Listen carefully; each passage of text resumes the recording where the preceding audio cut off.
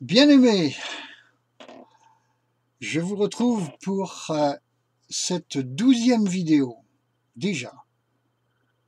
Cette 12e vidéo que j'ai voulu comme un récapitulatif des 11 précédentes, pour que personne ne perde le fil de tout ce qui a été dit. Donc, dans ma première vidéo, je souhaitais simplement répondre à une demande, sentant qu'il y en avait une, clairement. Sinon, je n'aurais rien fait.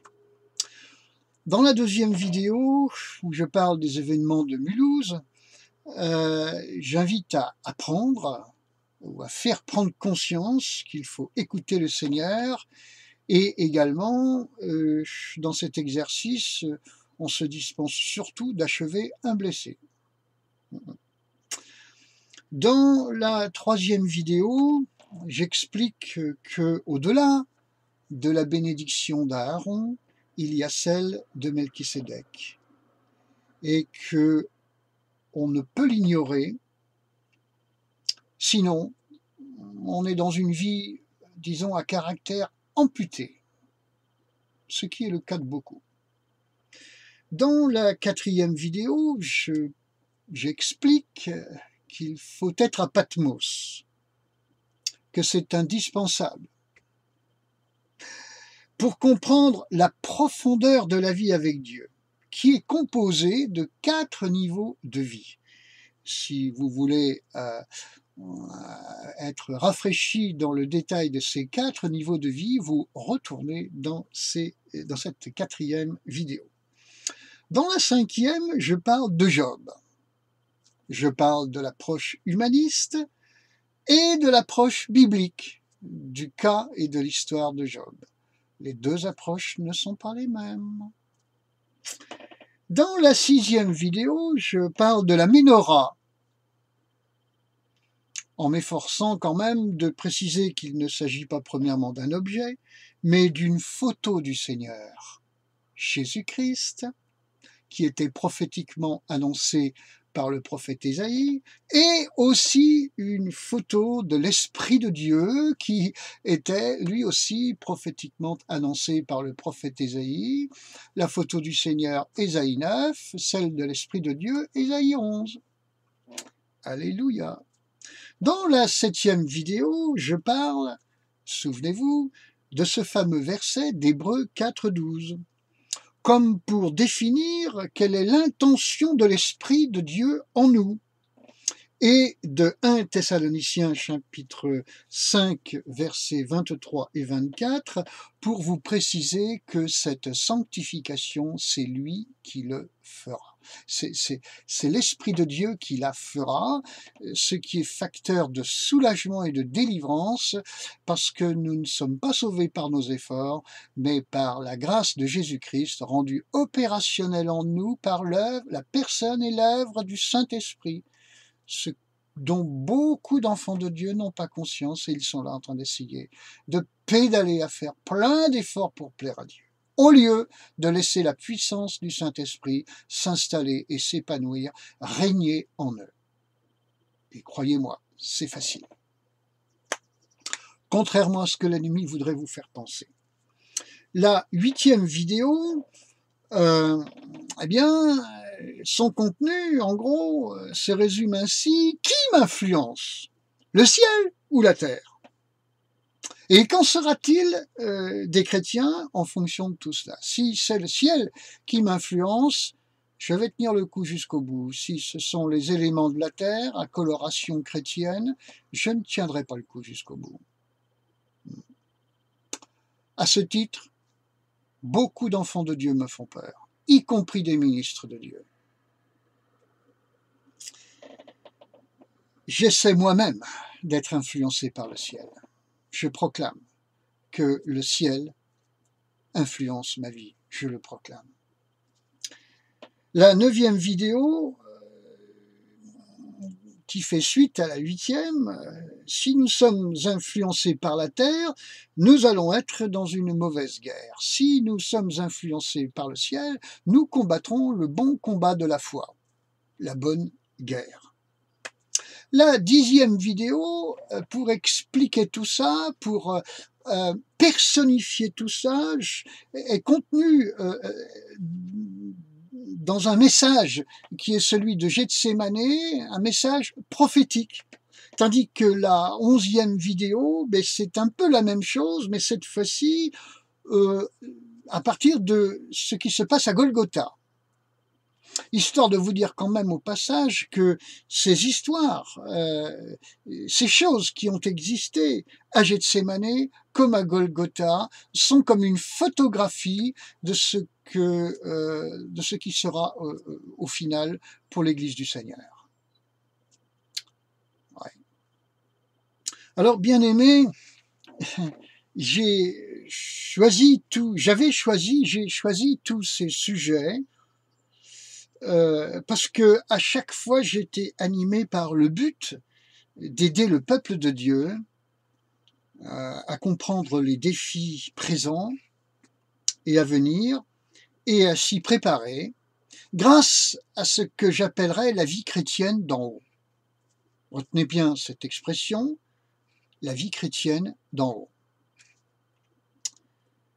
À ce titre, et pour expliciter cette expression de la vie chrétienne d'en haut, je mettrai en décalage la bénédiction d'Aaron qui me fait penser à une vie chrétienne d'en bas. La bénédiction d'Aaron accompagne le chrétien en bas, tandis que la bénédiction de Melchisédek va l'élever dans une vie chrétienne d'en haut. J'espère que vous saisissez la différence.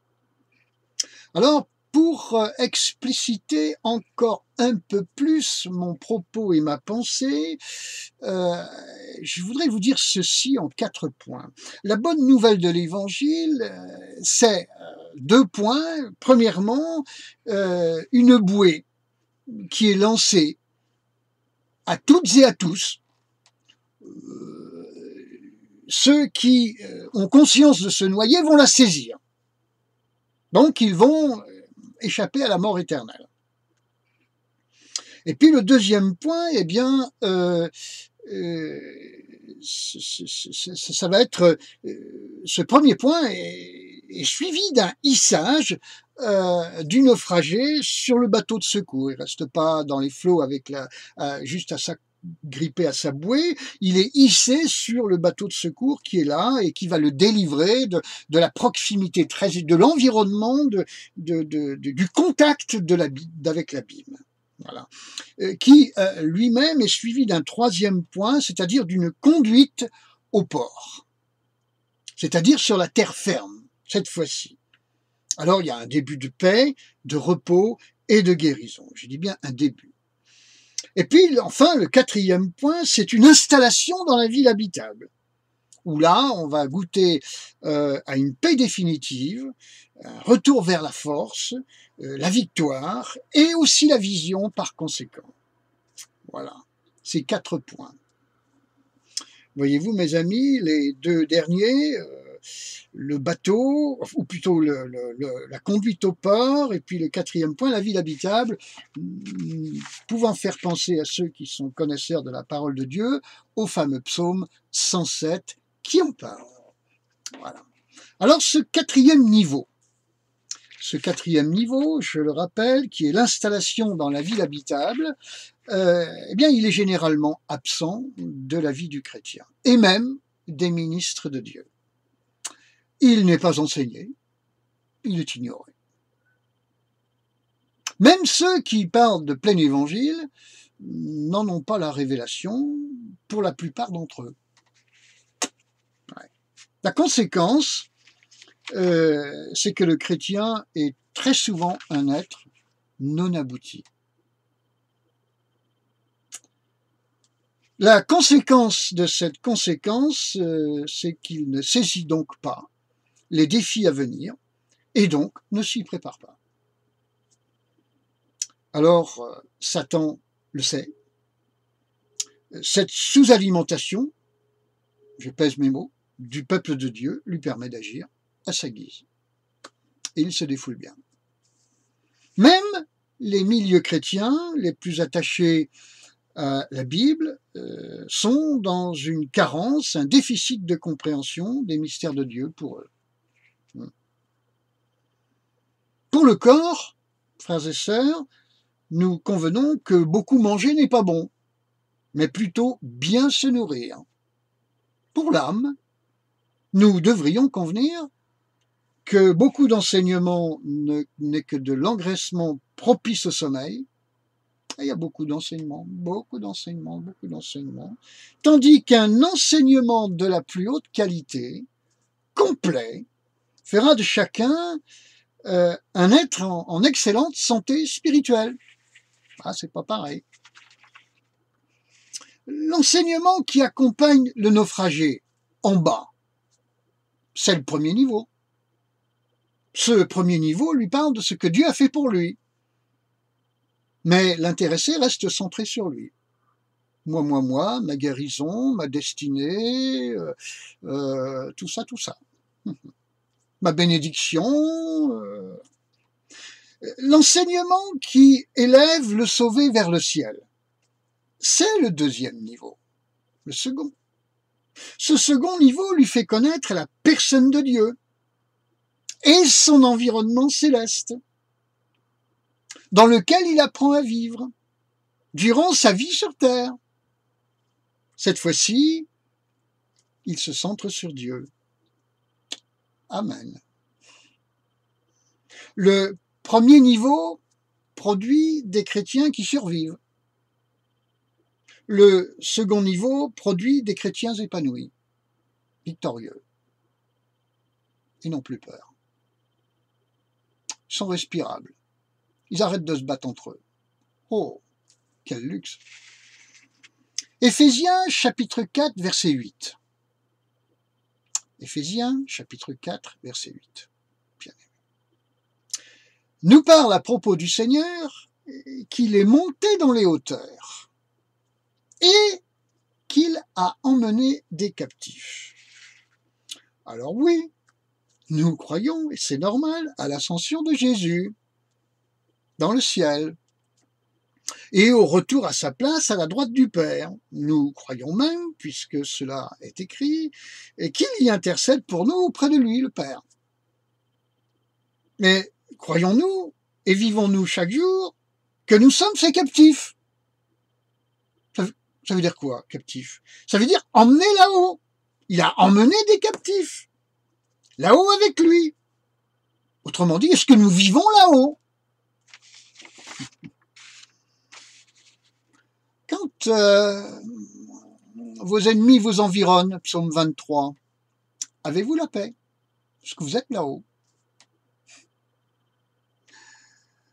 Ou est-ce que nous nous traînons médiocrement en bas tout en confessant que Jésus nous a sauvés? Je ne sais pas si c'est là le meilleur des témoignages. Pour les perdus.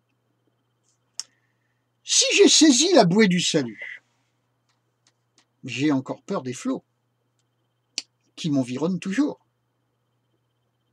Si je suis monté dans le bateau qui est venu à mon secours, la vue de la mer, bien que je sois désormais sur le bateau un peu en sécurité, la vue de la mer m'impressionne toujours.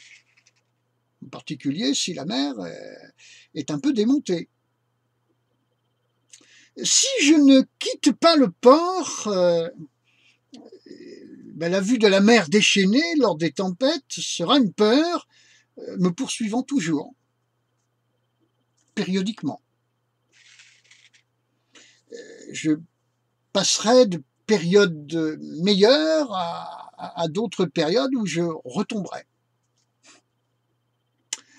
Si je vais à la ville habitable, je ne verrai plus qu'elle. Son environnement me fera oublier toutes les images du passé. C'est là seulement que je serai définitivement guéri. Moi et vous, frères et sœurs, et apte à affronter tout le futur qui viendra. Amen. Le vrai ministre de l'Évangile, frères et sœurs, doit délivrer ce message. Sinon, il ne fait pas vraiment son travail pour lequel Dieu l'avait mandaté. Le sang versé à la croix l'a été pour cette vie, dès maintenant, avec Dieu. Ce salut est parfait et non bas de gamme. Ce salut parfait est-il pour une vie chrétienne, ici-bas, bas de gamme? Ce salut parfait, qui nous promet la paix, la vraie paix, je vous donne ma paix, je vous laisse ma paix. S'agit-il d'une vie chrétienne bas de gamme?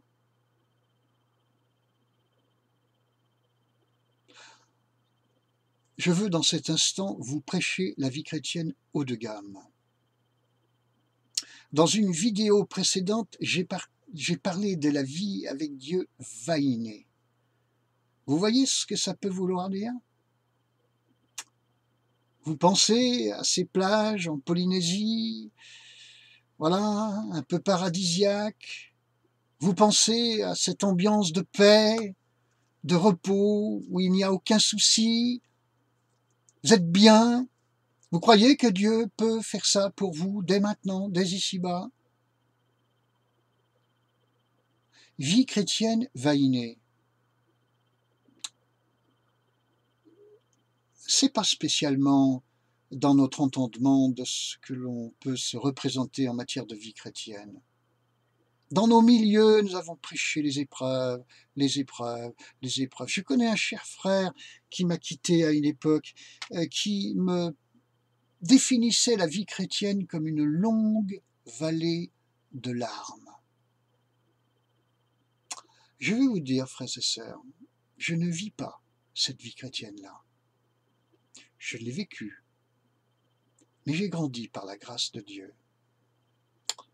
Si je vous prêche ce que je vous prêche aujourd'hui, c'est quand même un petit peu, parce que je l'ai un petit peu vécu.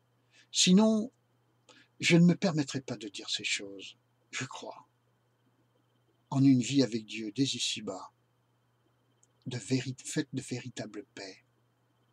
Je crois en la puissance et en la qualité de l'œuvre de l'Esprit dans nos vies, basée sur la perfection du salut de Jésus-Christ, basée sur la perfection de son œuvre à la croix. Il a réellement tout accompli. Il a tout accompli pour que je vive une vie bas de gamme avec lui, des relations dans le corps de Christ bas de gamme, comme c'est la plupart du temps le cas.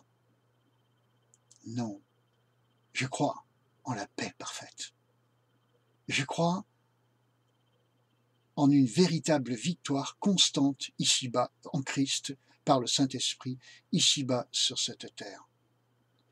Je crois en cette vie chrétienne, quatrième point, qui est vécu dans le cadre de la ville habitable. Je pense à cette nouvelle Jérusalem dont la Bible nous parle. C'est elle notre mère, nous dit le texte dans Galates chapitre 4, verset 26, si mes souvenirs sont bons. Je crois que le Seigneur nous a fait quelque chose de grandement qualitatif. Nous avons trop prêché épreuves et difficultés. Nous avons prêché une vie chrétienne de misère et nous nous sommes engagés dedans. Nous avons pataugé dedans. Schlurp, schlurp, schlurp, schlurp. Bien-aimés, je suis en train de penser au monde de la glisse. Oui. Je crois que la vraie vie avec Dieu, c'est une douce et tranquille glissade qui ne vous déstabilise pas, peut-être un peu au début. Vous êtes déstabilisé, et moi de même, dans notre humanité, et vous dans la vôtre. Mais quand nous avons épousé le ciel, quand nous avons pris l'ascenseur de la bénédiction de Melchisédek, quand on ne se limite pas à celle d'Aaron, eh bien, frères et sœurs, On n'est plus au même étage. Je ne prétends pas à cet étage. Mais Dieu est bon. Il me fait grâce. Et il se propose de vous faire grâce. D'ailleurs, la grâce vous a déjà été faite.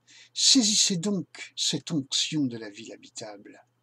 Saisissez cette vie chrétienne haut de gamme.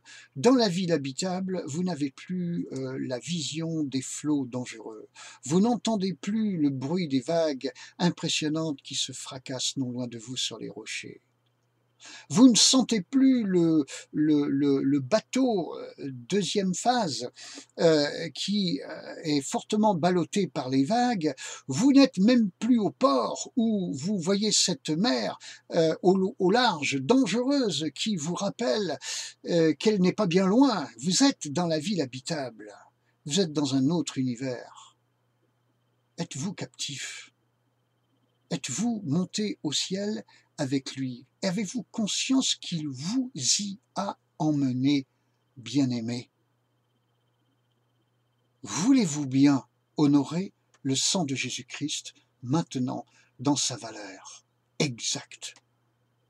Voulez-vous bien épouser déjà de concept une vie avec lui dès ici-bas, dès maintenant, haut de gamme? Voulez-vous bien y entrer par la foi? Oui, Seigneur, j'accepte cette vérité. Tu es venu pour que tes brebis aient la vie, et la vie en abondance. En abondance. Pas bas de gamme, pas premier prix, pas un égrenage de jour petit, faible, médiocre. Pas cela, mes amis.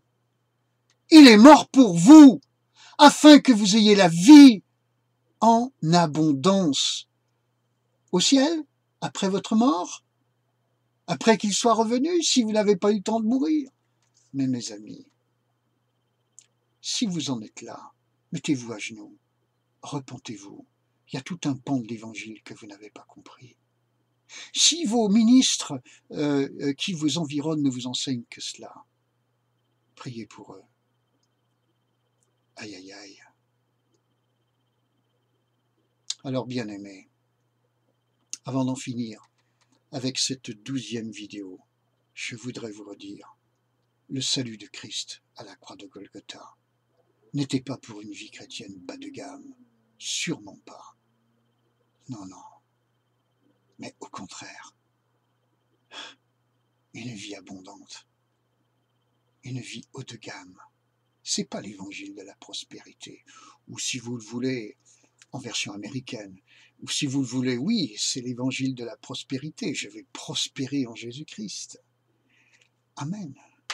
Et il est vrai que par grâce, même sur le plan matériel, Dieu vous bénira. Même si vous êtes un Chinois. Je veux dire par là, quand Béni Hinn a été visiter les chrétiens de Chine, il a vu des gens pauvres, mais heureux. Et Dieu pourvoyait pour leur quotidien, chaque jour donc, comme pour le peuple d'Israël au désert pendant 40 ans. Qu'est-ce que c'est l'évangile de prospérité? C'est capitaliser ou avoir, selon la promesse de Dieu, tout ce qu'il nous faut jour après jour. Eh bien, je crois que c'est la deuxième version qui n'exclut pas que vous capitalisiez. Mais si vous avez de l'argent, gloire à Dieu, merci Seigneur. Encore faut-il s'en servir correctement. C'est une autre affaire. Mais si vous avez beaucoup d'argent, demandez la sagesse au Seigneur qui vous la donnera sans reproche pour que vous sachiez vous servir correctement de cet argent. Et si vous recevez juste ce qu'il vous faut jour après jour, eh bien, vous êtes suspendu au ciel. Vous êtes dans la ville habitable. Il ne manque rien. Vous vérifiez jour après jour la bonté et la fidélité de Dieu. Vous êtes dans la paix. Vous êtes dans le repos. Vous êtes dans la victoire. Vous êtes de moins en moins dans l'instabilité. vous êtes dans une progression de plus en plus constante, la paix régnant dans votre cœur, vous gagnez en lucidité, vous êtes capable de regarder le passé avec paix, le présent toujours avec paix, et l'avenir non comme une menace, mais comme une merveilleuse promesse qui est gérée par le Seigneur, quoi qu'il se passe. Vie chrétienne haut de gamme, c'est une obligation, frères et sœurs, c'est le standard normal, parce que le sang qui a été versé à la croix n'était pas de la gnognotte, c'était le sang du juste, le sang de notre Seigneur, le sang pur, pas pour une vie chrétienne bas de gamme, mais pour une vie pleine, une vie abondante, avec lui, dès maintenant, haut de gamme. Laissez le Saint-Esprit vous gouverner dans tout votre être, votre esprit, votre âme, votre corps, votre pensée, vos raisonnements. Ne soyez pas américain, arrêtez d'être français.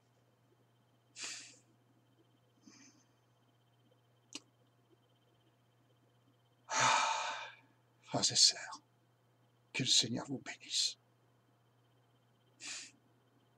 Comme j'ai essayé de vous l'expliquer, et beaucoup mieux encore.